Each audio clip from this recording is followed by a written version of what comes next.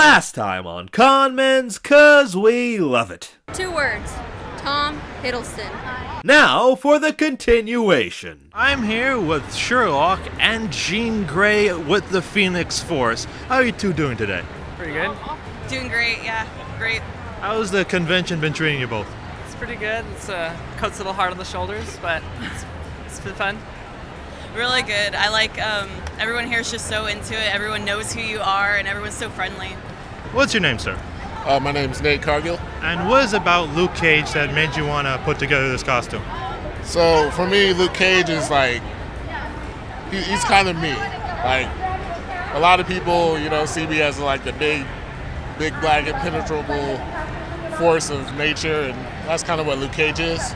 So I thought it only appropriate to cosplay him. I'm here with Carlos the Scientist. What's your real name? My name is Derek Sakata. I'm a production designer, and I am a writer and contributor for the website outofhp.com. And yeah, today I'm cosplaying Carlos the Scientist from Welcome to Night Vale. Tell us about your website. Okay, so our website outofhp.com is it's initially a website that talked about video games and video game culture, but we're expanding to talk about more nerd culture things, and we want to really broaden our depth, our breadth of knowledge, because there's like 7 of us on staff, 8 of us on staff, and we all have a wealth of knowledge of different things that more than video games, but still pertaining to the culture, and we want to express that more, and that's why I'm expressing it here with the Night Vale podcast, because I feel that the fandom needs, it doesn't need me obviously, but it needs people who are outwardly expressive, because it is a wholly audio medium. It is a podcast. You listen to it, and there's no sense of who they are, which is great for people at conventions, because the sky's the limit for how you can cosplay them. I did this one initially because this is day 3. I've been cosplaying all 3 days, and this is my least intensive one. And I'm really happy that I've had multiple people stop me. I've only been in about 10 minutes. I've had 3 or 4 people stop me. It's I know this thing. It's I'm so glad I get to see it, and I want to be able to do that with our website out of HP. I want to be able to use that as more of a discussion ground for people to really express themselves within the nerd and geek culture. What is it about these characters that made you want to come to Comikaze dressed as them? I think it's a lot about the intellectuality of the series, something that makes you think. Plus, I had some people tell me ahead of time, they're like, hey, look at this, and so I think that's what really got me interested in the series. So, for me, it's you idolize the character so much, and it's when do you ever get to be a superhero and not be considered insane on the street? It's you go here and it's a community that everyone understands, and you get to be what you want. What is it about the character himself that you love so much? He kind of he's a little bit of a detective. He has a very old school feel, and I'm a really old school kind of guy. So I cosplayed the more current look of him, but his 70s look, I love it. I love it to death. You can't touch that. What did you think of the latest episodes of Night Vale? I did not listen to this most recent one that came out on the 1st, because obviously I was here. I really wish I did, but I love the progression of the characters. The story itself is very, they're very self-contained, but it's totally a character study, and it's understanding how people work. And I was listening to audio clips from the narrator, Cecil Baldwin. His very first line and his most recent line is his intro. It's the sun sets and the stars go by, and we all try to sleep while the helicopters go past. And you hear him progressively get into the role, and that's what I love hearing about. And I think that's what a lot of people love about it, is that it's this very dying art form of people using just their voice to express everything, and that's what I love about it, and that's what I want. That's what I've loved listening to over the last year or so, listening to them progress.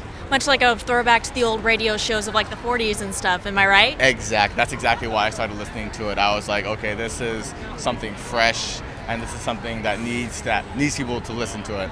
I have 2 of my very dear friends, and also the founder and contributors to the website out of HP. I played them the pilot episode today on the car right here, and they're like, okay, we're listening to it forever now. And it's that's exactly what I want. What have you been doing or seeing here at the convention? Went through a couple panels. We saw We saw Stan Lee. We saw a couple other notables. She was all Michael freaking out. Rooker. She saw somebody touched her, and she was like, "Oh my God, my famous Michael person." Rooker, because I went up to him because he has the meet and greet thing, and he was just like, "Oh, you're like fire," and I was like, "Yeah, that's cool." And then the next day, he actually recognized me. He like, "Ouch!" And I was like, "Michael Rooker."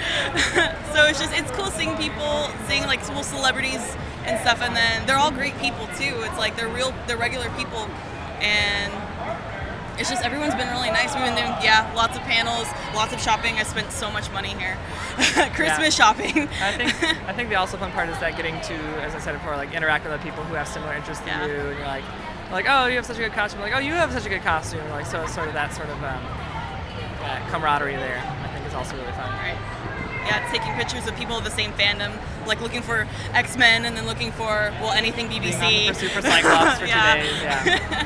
How have you been enjoying the convention? What have you been seeing and doing?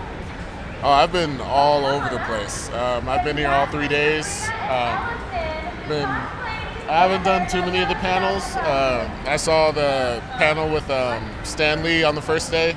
That was awesome. I got to see some of the other more famous cosplayers, such as Ivy Doom Kitty. I got to meet her. That was an honor for me. This is my first time cosplaying, so. Congratulations on your first experience.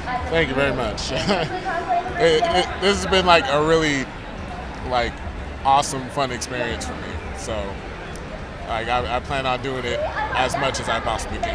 Why do people flock to cons? Why are there so many cosplayers? Just what is the appeal of conventions?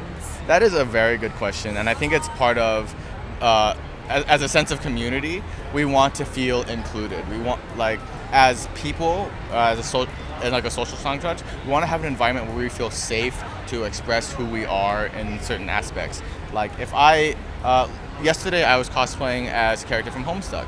And I was a character with, full gray face paint, makeup, and everything. And I can't do that. I can't go to the grocery store every Tuesday doing that. I wish I could. I wish we lived in a society where that was okay. But because there are environments like this where it completely is, and it's not only permitted, but is accepted wholly. That's the one thing I love about cons, and that's what I think people love about it. And it's also a place where, especially people who are limited in other senses, who are constricted to their jobs or their family life, who are in environments where they are less inclined to express themselves this way. This is a very good outlet to be like, okay, I can feel at home here. I can feel for just these short couple of days, I can feel at peace. I can feel like everything is okay, and I don't have to worry about my family judging me, my friends judging me, the internet judging me. I can just geek out and scream at oh my God, look at that person dressed up like a doctor. That's great. And that's what I love about cons. There is a lot of people out there that want to see a Luke Cage movie because he is one of the more down-to-earth, realistic heroes that would fit in the current Marvel movie universe. What do you want to see from a Luke Cage movie?